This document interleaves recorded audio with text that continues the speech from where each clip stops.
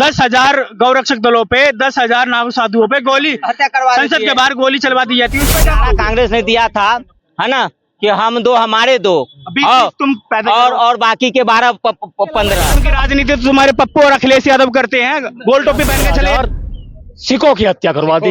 इतनी हराम को योगी जी के प्रधानमंत्री बनने के बाद बलात्कारियों के खिलाफ कोई ठोस कानून लाया जाएगा?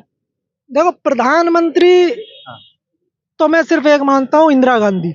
बाकी तो ये सब बातें हैं। हमने ये भी देखा है कि एक औरत होते हुए, समझ रहे हो ना, डिलीवरी कर देती है पाकिस्तान की, और लेडियों के लालच में नसबंदी दे देती है। आपको ये भी याद होना चाहिए था, और आपातकाल लगवा देती है। आपको ये भी याद होना चाहिए था। भैया क्या बात कर रहे हैं आप? और 7 नवंबर गोपाष्टमी वाले दिन 10,000 गौरक्षक दलों पे, 10,000 नाग साधुओं पे गोली, संसद के बाहर गोली चलवा दी जाती है। उस पर क्या कहोगे?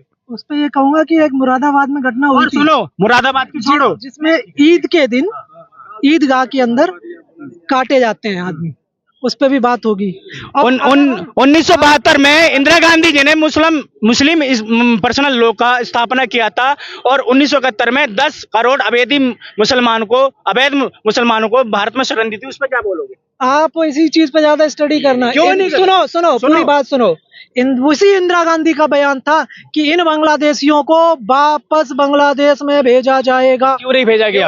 अब इस पे सवाल विपक्ष करेगा ना, जनता तो नहीं करेगी।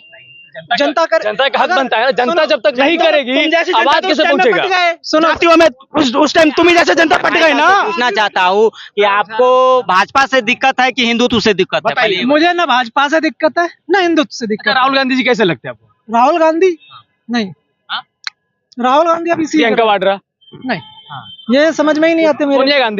सोनिया गांधी भी अभी कोई नेता नहीं है। नेता वो है जो... उनसे गोले के हो, ये तो बता दो यार। भाई साहब को मैं पूछना चाहता हूँ कि आपने इंदिरा गांधी जी की तारीफ की, ठीक है, अच्छा आपको लगा होगा। आपातकाल का समर्थन करते हैं? आपातकाल का समर्थन करते हैं? रेडियो के लालच में नसबंदी का आप समर्थन करते हैं? बताइए। वो नसबंदी ना होती तो आज जनता कितनी होती, ये भी पूछना इनसे ये भी पूछना।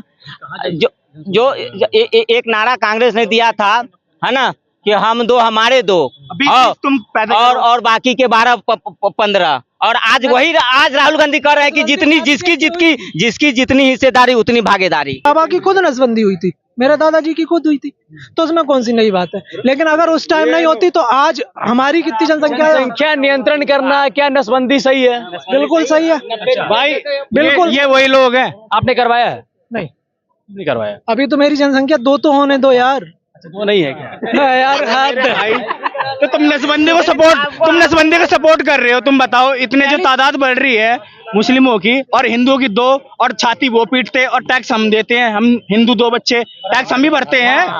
बताइए ना सारी चीजों में। आप टैक्स देते हो? क्यों नहीं देते? वो सब्सिडी लेते हैं, हज की सब्सिडी वो लेते हैं, ठीक है। हर एक चीज में उनको मिलता है। 300 योजना का मुफ्त वो उठाते हैं, ठीक है। 562 घर उनको मिले हैं रामपुर गांव में, फिर भी वोट किसको मिला? सपा को, पप्पू को। अब बताओ। नहीं तो टैक्स जो देते हो वो सरकार को क्या वोट के लालच में आपको, मतलब वोट के लालच में? धर्म की राजनीति तो तुम्हारे पप्पू और अखिलेश यादव करते हैं। गोल टोपी पहन के चले जाते हैं मुसलमानों के पास। भैया सही बोल रहे भाई साहब, कहीं गलत। जिस तरह का आदमी होता है उसी तरह के आदमी को पसंद करता है। सबसे पहली बात, इंदिरा गांधी वाकई ऐसी प्रधानमंत्री थी जिसने आतंकवाद पड़ा और उसी का शिकार हो गई, ऐसी प्रधानमंत्री थी। फिर दूसरी बात, इससे नालायक प्रधानमंत्री इस देश को नहीं मिला, और मुख्यमंत्री केजरीवाल से नालायक नहीं मिला इस देश को। सुनना मेरी बात अब सारी। भाई साहब कह रहे इमरजेंसी क्या थी, नारे क्या थे?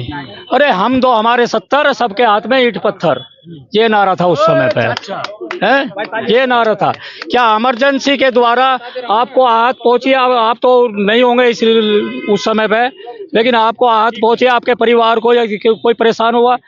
वो इमरजेंसी वो समय था जबकि इस देश को पूरा बर्बाद करने का इन्होंने प्लान बना लिया था, और इसको मुस्लिम करार देने का एक इनका मिशन था। फिर दूसरी बात सुनिए, अभी 1 मिनट सुनिए। फिर दूसरी बात, ये इतनी कम्माखत प्रधानमंत्री थी, जब तक जीवित थी, जब तक जनता को परेशान किया, और जिस दिन मर गई तो यहाँ 17,000 सिखों की हत्या करवा दी। सिखों की हत्या- इतनी हरामखोर और इतनी असह्य औरत इस देश को प्रधानमंत्री के रूप में नहीं मिली कि मरने के बाद में भी इसने तो वो करवाया जो कि इस देश के अंदर कभी नहीं हुआ था।